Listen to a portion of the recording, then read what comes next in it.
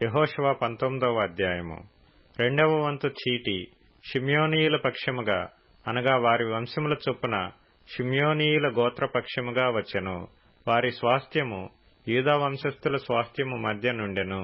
వారికి కలిగిన స్వాస్థ్యమేదనగా Beersheba, Sheba, మోలాదా, హజర్షువలు, Bala, ఎజెము, ఎల్తోలదు, బేతూలు, హోర్మా, సిక్లగు, బేత్మర్కాబోదు, హజర్సూసా, బేత్లెబాయోతు, షారూహెను అనునవి. వాటి పల్లెలు పోగా 13 పట్టణములు.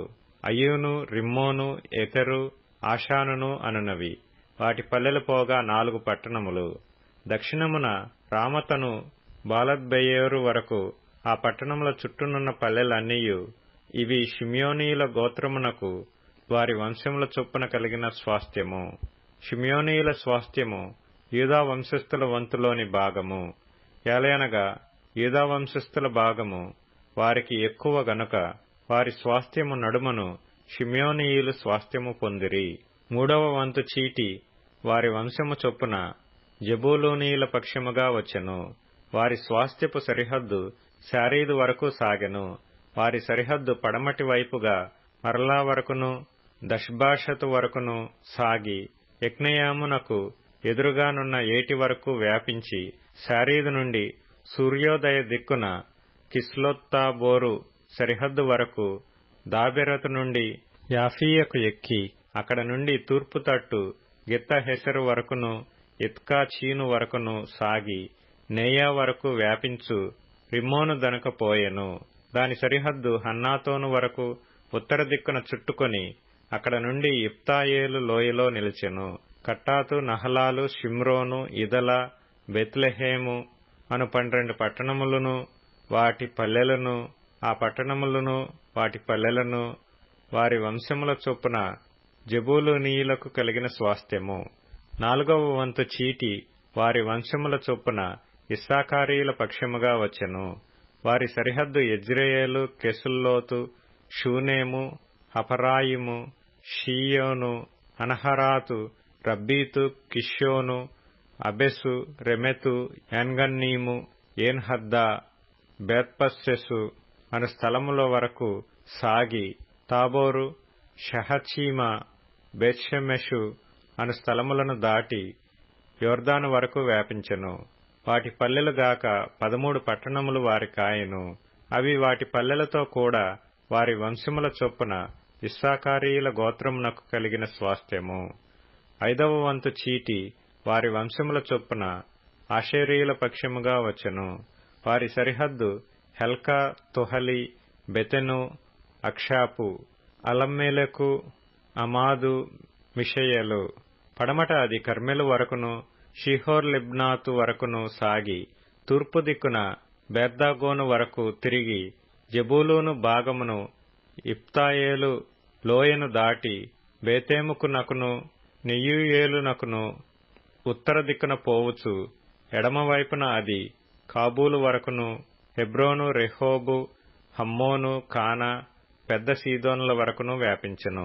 అక్కడ నుండి ఆ సరిహద్దు రామా వరకును కోటగల సోరను పట్టణము వరకును వ్యాపించి అక్కడ నుండి తిరిగి హోసా వరకును సాగి అక్కడ నుండి అగ్జీబు సరిహద్దును పట్టి సముద్రము వరకు సాగెను. ఉమ్మా, ఆఫెకు, రెహోబు వాటి పల్లెలతో కూడా అవి 22 పట్టణములు. వాటి పల్లెలతో కూడా ఆ పట్టణములు వారి వంశముల చొప్పున ఆషేరీయుల గోత్రమునకు కలిగిన స్వాస్థ్యము. 6వ వంతు చీటి వారి వంశముల చొప్పున నఫ్తాలీయుల పక్షమున వచ్చెను. వారి సరిహద్దు హెలెపును, జయనన్నీములోని సింధూర వనమును, ఆదామియను, కనుమను, యబ్నెయేలును మొదలుకొని లక్కూము వరకు సాగి అక్కడ నుండి పడమరగా అజన్నోత్తాబోరు వరకును వ్యాపించి అక్కడ నుండి హుక్కోకు వరకు దక్షిణ దిక్కున జెబూలూనును పడమట ఆషేరును దాటి తూర్పున యొర్దాను నొద్ద యూదా వరకును వ్యాపించెను. కోటగల పట్టణములేవనగా జిద్దీము, జేరుహమ్మతు, రక్కతు, కిన్నెరెతు, అదామా, రామా, హాసోరు, కెదెషు, ఎద్రెయు, ఏన్ హాసోరు, ఇరోను, మిగ్దలేలు, హోరేము, బేతనాతు, బెత్షెమెషు అనునవి. వాటి పల్లెలుగాక 19 పట్టణములు. ఆ పట్టణములను వాటి పల్లెలను వారి వంశముల చొప్పున నఫ్తాలీయుల గోత్రమునకు కలిగిన స్వాస్థ్యము. 7వ వంతు చీటి వారి వంశముల చొప్పున దానీయుల పక్షముగా వచ్చెను. వారి స్వాస్థ్యపు సరిహద్దు జోర్యా, ఎష్తాయేలు, ఇర్షెమెషు, షేల్బీను, అయ్యాలోను, యతాయేలోను, తిమ్నా, ఎక్రోను, ఎత్తెకే, గిబ్బెతోను, బాలాతా, యెహూదు, బెనేబెరకు, గత్రిమ్మోను, మేయర్కోను, రక్కోను, యాపో అను స్థలములకు వ్యాపించెను. దానీయుల సరిహద్దు వారి యొద్ద నుండి అవతలకు వ్యాపించెను. దానీయులు బయలుదేరి లెషెము మీద యుద్ధము చేసి దాని పట్టుకొని కొల్లపెట్టి స్వాధీనపరుచుకొని దానిలో నివసించి తమ పితరుడైన దాను పేరును బట్టి ఆ లెషెమునకు దానను పేరు పెట్టిరి. వాటి పల్లెలుగాక ఈ పట్టణములు వారి వంశముల చొప్పున దానీయుల గోత్రమునకు కలిగిన స్వాస్థ్యము. సరిహద్దులను బట్టి ఆ దేశమును స్వాస్థ్యములుగా పంచిపెట్టుట ముగించిన తరువాత ఇశ్రాయేలీయులు నూను కుమారుడైన యెహోషువకు స్వాస్థ్యమిచ్చిరి. యెహోవా సెలవిచ్చిన దానిని బట్టి వారు అతడు అడిగిన పట్టణమును అనగా ఎఫ్రాయిమీయుల మన్య ప్రదేశములోనున్న తిమ్నత్ సెరహును అతనికిచ్చిరి. అతడు ఆ పట్టణమును కట్టించి దానిలో నివసించెను. యాజకుడైన ఎలియాజరును నూను కుమారుడైన యెహోషువయు ఇశ్రాయేలీల గోత్రముల యొక్క పితరుల కుటుంబములలోని ముఖ్యులను షిలోహులోనున్న ప్రత్యక్షపు గుడారమునొద్ద యెహోవా సన్నిధిని చీట్ల వలన పంపకము చేసిన స్వాస్థ్యములు ఇవి. అప్పుడు వారు దేశమును పంచిపెట్టుట ముగించిరి.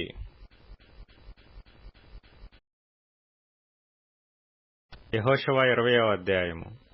మరియు యెహోవా యెహోషువకు సెలవిచ్చినదేమనగా, నీవు ఇశ్రాయేలీయులతో ఇట్లనుము, తెలియకయే పొరబాటున ఒకని చంపిన నరహంతకుడు పారిపోవుటకు నేను మోషే నోట మీతో పలికించిన ఆశ్రయపురములను మీరు ఏర్పరచుకొనవలెను.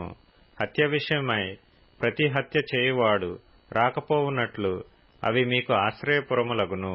ఒకడు ఆ పురములలో ఒకదానికి పారిపోయి ఆ పురద్వారమునొద్ద నిలిచి ఆ పురము యొక్క పెద్దలు వినునట్లు తన సంగతి చెప్పిన తరువాత వారు పురములోనికి వానిని చేర్చుకొని తమ యొద్ద నివసించుటకు వానికి స్వాస్థ్యమియ్యవలెను.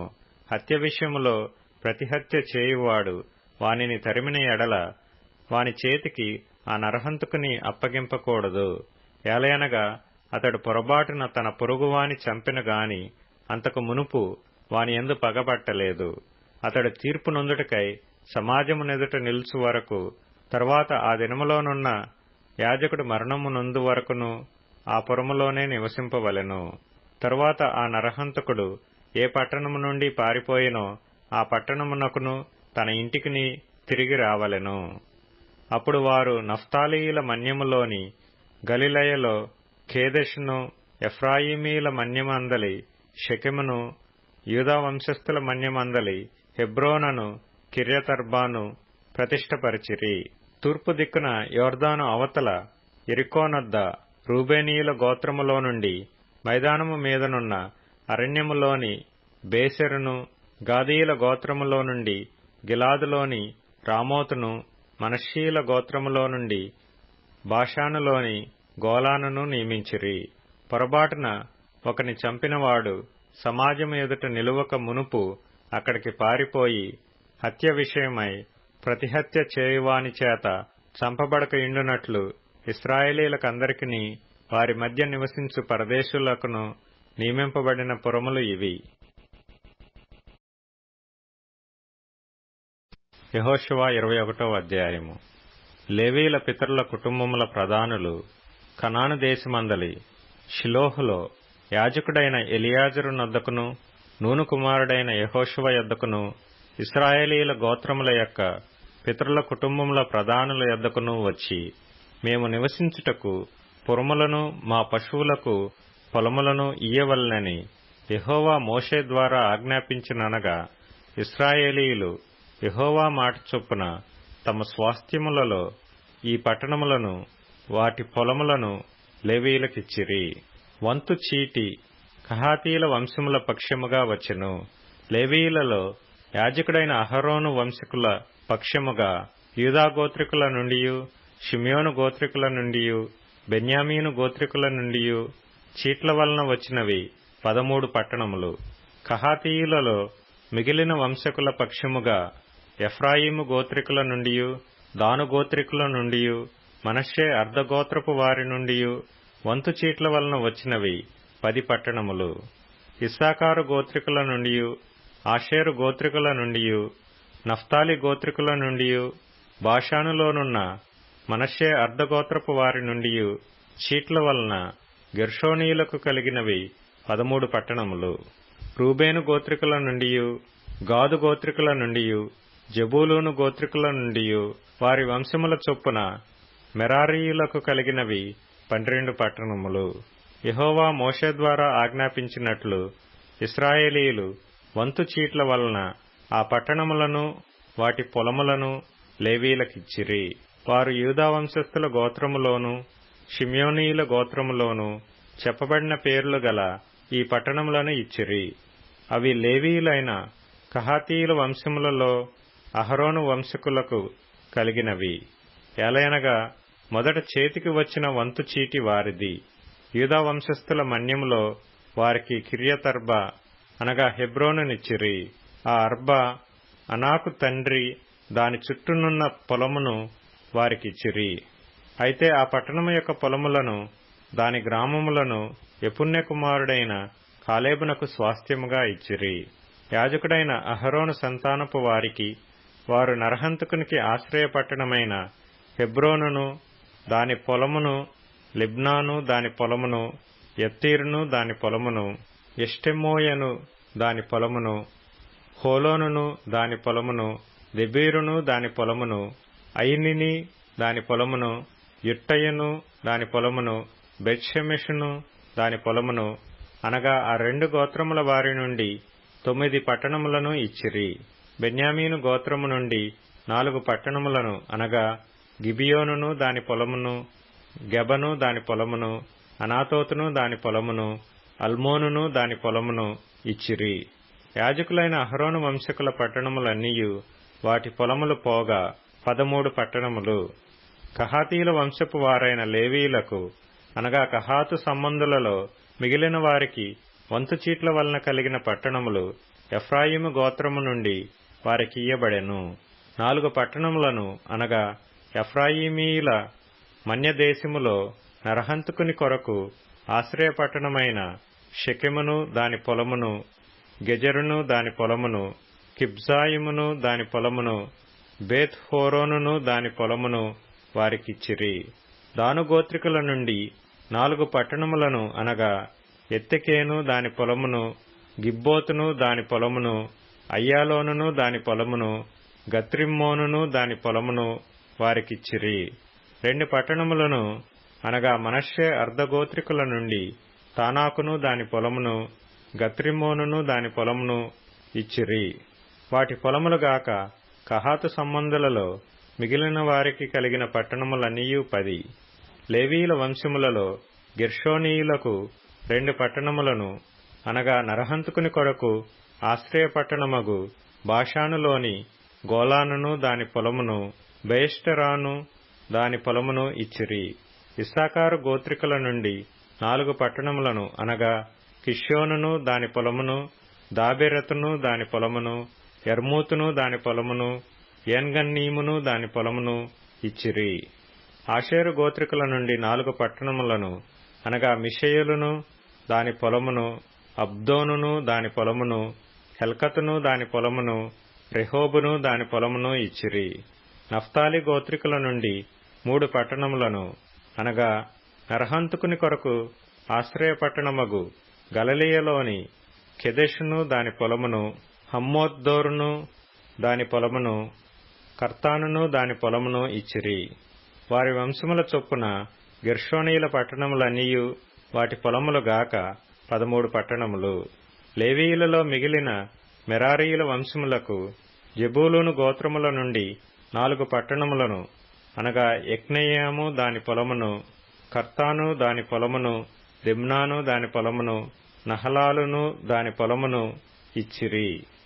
రూబేను గోత్రికుల నుండి 4 పట్టణములను అనగా బేసెరును దాని పొలమును, హవాసును దాని పొలమును, కెదెమోతును దాని పొలమును, మేఫాతును దాని పొలమును ఇచ్చిరి. గాదు గోత్రికుల నుండి 4 పట్టణములను అనగా నరహంతకుని కొరకు ఆశ్రయపట్టణమగు గిలాదులోని రామోతును దాని పొలమును, మహనయీమును దాని పొలమును, హెష్బోనును దాని పొలమును, యాజెరును దాని పొలమును ఇచ్చిరి. వారి వారి వంశముల చొప్పున అనగా లేవీయుల మిగిలిన వంశముల చొప్పున అవన్నీ మెరారీయులకు కలిగిన పట్టణములు. వంతు చీటి వలన వారికి కలిగిన పట్టణములు 12. ఇశ్రాయేలీల స్వాస్థ్యములో వాటి పల్లెలు గాక లేవీయుల పట్టణములన్నీయు 48. ఆ పట్టణములన్నిటికీ పొలములుండెను. ఆ పట్టణములన్నీయు అట్లేయుండెను. యెహోవా ప్రమాణము చేసి వారి పితరులకిచ్చెదనని చెప్పిన దేశమంతయు ఆయన ఇశ్రాయేలీయులకు అప్పగించెను. వారు దాని స్వాధీనపరచుకొని దానిలో నివసించిరి. యెహోవా వారి పితరులతో ప్రమాణము చేసిన వాటన్నిటి ప్రకారము అన్ని దిక్కులయందు వారికి విశ్రాంతి కలుగజేసెను. యెహోవా వారి శత్రువులనందరినీ వారి చేతికి అప్పగించి ఉండెను గనుక వారిలో నొకడును ఇశ్రాయేలీల ఎదుట నిలువలేకపోయెను. యెహోవా ఇశ్రాయేలీలకు సెలవిచ్చిన మాటలన్నిటిలో ఏదియూ తప్పియుండలేదు, అంతయు నెరవేరెను.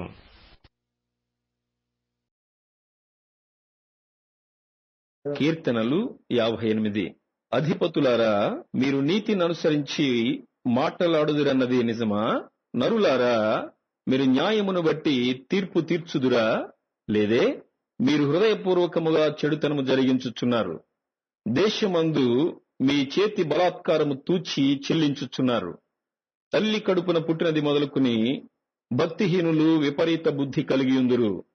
పుట్టిన తోడనే అబద్ధములాడుచు తప్పిపోవుదురు. వారి విషము నాగుపాము విషము వంటిది. మాంత్రికులు ఎంత నేర్పుగా మంత్రించినను వారి స్వరము తనకు వినబడకుండునట్లు చెవి మూసుకునినట్టి చెవిటి పాము వలె వారున్నారు. దేవా, వారి నోటి పండ్లను విరగగొట్టుము. యెహోవా, కొదమ సింహముల కోరలను ఓడగొట్టుము. పారు నీళ్ల వలె వారు గతించిపోవుదురు. అతడు తన బాణములను సంధింపగా అవి తునాతునకలైపోవును. వారు కరిగిపోయిన నత్తవలేనుందురు. సూర్యుని చూడని గర్భస్రావము వలేనుందురు.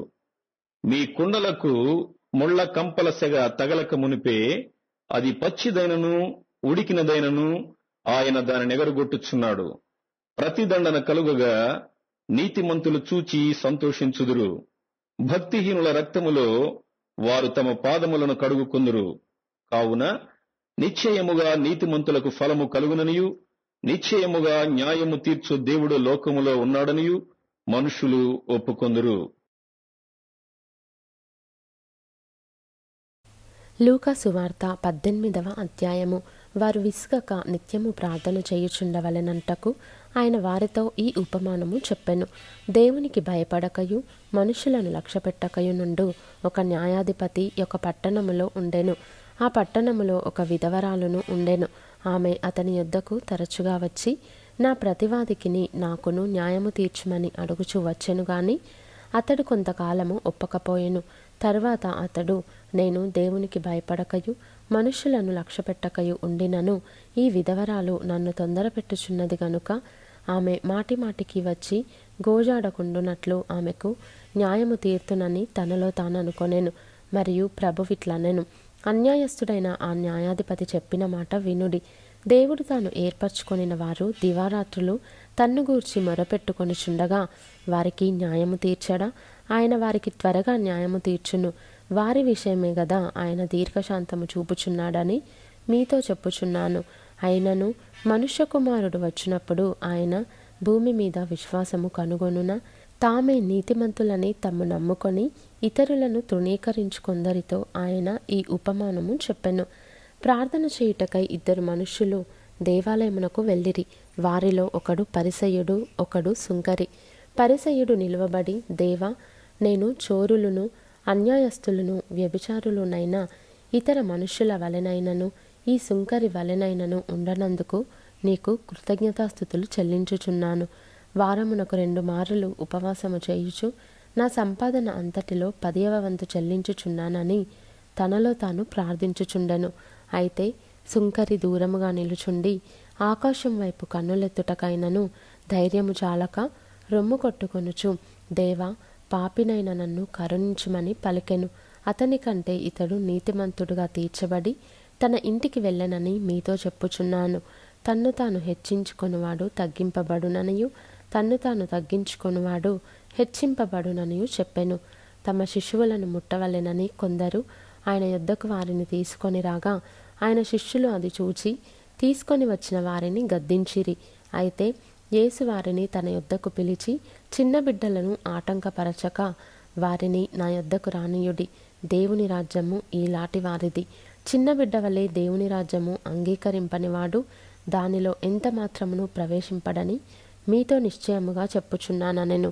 ఒక అధికారి ఆయనను చూచి, సద్బోధకుట, నిత్య జీవమునకు వారసుడనగుటకు నేనేమి చేయవలెనని ఆయనను అడిగెను. అందుకు యేసు, నేను సత్పురుషుడనని ఏల చెప్పుచున్నావు? దేవుడొక్కడే తప్ప మరి ఎవడునూ సత్పురుషుడు కాడు. వ్యభిచరింపవద్దు, నరహత్య చేయవద్దు, దొంగిలవద్దు, అబద్ధ సాక్ష్యము పలుకవద్దు, నీ తల్లిదండ్రులను సన్మానింపుమను ఆజ్ఞలను ఎరుగుదువు గదా అని అతనితో చెప్పెను. అందుకతడు, బాల్యము నుండి వీటినన్నిటినీ అనుసరించుచునే ఉన్నాననెను.